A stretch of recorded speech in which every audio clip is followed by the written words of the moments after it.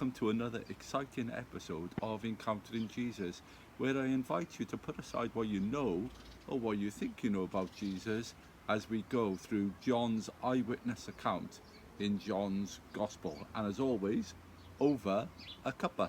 And last time we looked at Jesus is seeing, really believing, in John chapter 12, and if you want to see that video, there's a link in the description below. But as always, if you're enjoying this series, why not like, subscribe and click the bell, and you will never miss another episode. So today we're going to be looking at the beginning of John chapter 13, and this is an amazing account of when Jesus washes the disciples' feet. So we're going to go with John chapter 13, going from verse 1 to verse 17, and I'll be using the New Living Translation, but you can use whatever translation you like, and the words will be coming up on the screen. So John chapter 13, verses 1 to 17. Before the Passover celebration, Jesus knew that his hour had come to leave this world and return to his Father. He had loved his disciples during his ministry on earth, and now he loved them to the very end. It was time for supper, and the devil had already prompted Judas, son of Simon Iscariot, to betray Jesus. Jesus knew that the Father had given him authority over everything, and that he had come from God and would return to God.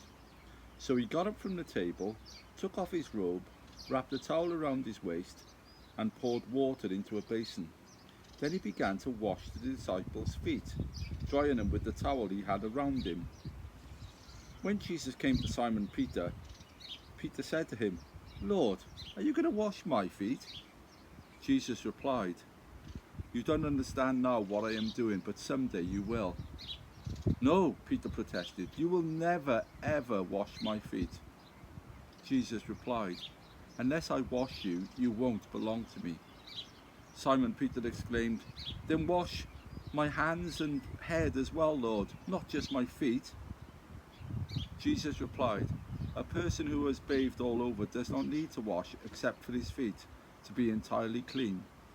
And you disciples are clean, but not all of you." For Jesus knew who would betray him. That was what he meant when he said, "Not all of you are clean." After washing their feet, he put on his robe again and sat down and asked, "Do you understand what I am doing? You call me teacher and Lord, and you are right, because that's what I am. And since I, your Lord and teacher, have washed your feet, you ought to wash each other's feet.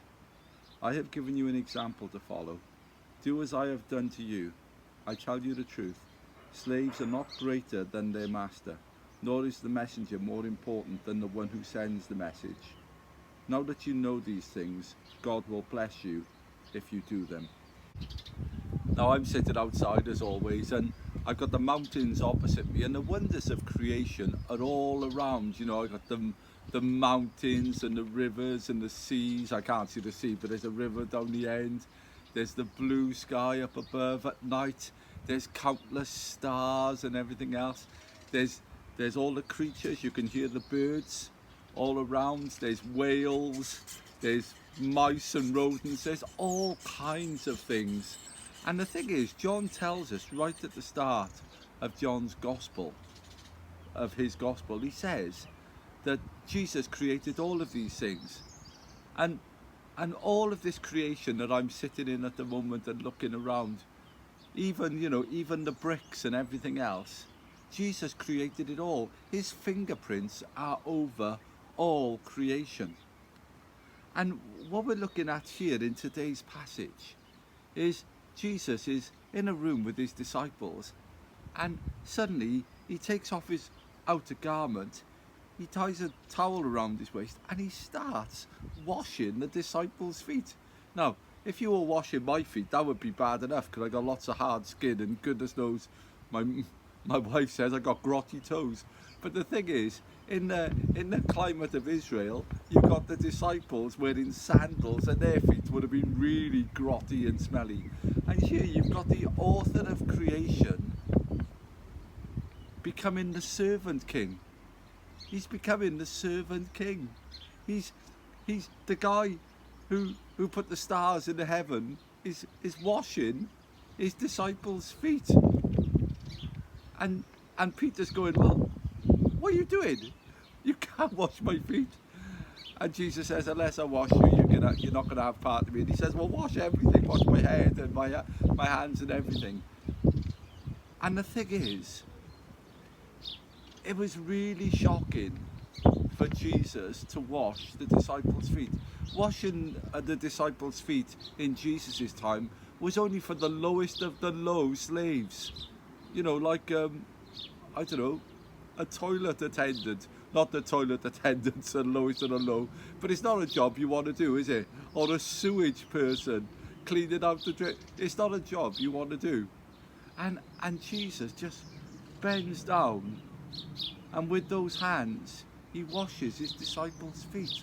And Peter's just not having it because he understands what's happening, but he didn't understand the emphasis of what Jesus is saying, because Jesus says, now that I've washed your feet, you're supposed to wash others. And what he means by that is we don't have to wash each other's feet, but we've got to humble ourselves. We've got to humble ourselves and not think more highly in ourselves than we ought. If Jesus can wash the disciples' feet, how much less can we serve others? And I remember a number of years back, I was involved in a charity called Pont, which was started in Pontypridd here, and we went over to Uganda, and we were there with the Ugandans, and we were at a conference, and it was a brilliant conference, but right at the end we took up bowls of water and we washed their feet. And we washed their feet as a way of not just humility and serving, but a way to apologise for all that Britain had done to Uganda in the past, in our colonial past, and all that we had done to the Africans in slavery and everything else. And I tell you what, right, the conference was great, but washing those Africans' feet, for them to have white people wash their feet, was revelatory. And I mean, they were just like overwhelmed by the whole thing. They were overwhelmed by the fact that we washed their feet. And it broke down more barriers and opened up more channels of friendship than can ever be expressed, because we washed their feet. So here's a question for you. How would it feel if God came and washed your feet? Or if you can't sort of picture God, what about someone famous like the Queen? So the Queen takes off her crown and she washes your feet. Or someone you admire, I don't know, Bono, or I don't know, I'm trying to think of famous people, and it's like Tom Cruise or something, washing your feet. Someone you admire, Rihanna, washing your feet. How would you feel? How would you feel if they washed your feet? Because by Jesus washing his disciples' feet, he was showing us that he is the servant king.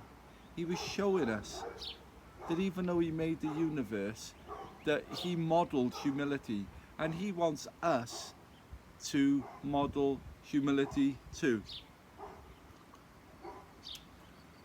You know, we're all in awe of someone, or people may be in awe of us, but what would it be for us to put aside our reputation, to put aside the things we value, and to serve others who might not expect us to serve them, to show them an act of kindness? You know, that would be absolutely amazing. And if Jesus can do it, because the disciples weren't expecting this, and as it says in the passage there, Jesus knew what lay ahead. He knew the crucifixion was coming. How would it feel for us to have that act of servanthood and to serve others, to put aside our egos and our own reputations and to serve others? Because if Jesus can do it, surely we can too. So, as always, some points of reflection. What do you know about Jesus that you didn't know before? How has this changed your opinion of him? And what other questions has this raised? And I'm sure that's raised loads of questions. As always, it's all here in the Encountering Jesus book. available from our website. But as always, you don't have to get that book. You can just carry on tuning into these videos and encountering Jesus some more over a cuppa. So until we meet again next time, I'll see you then.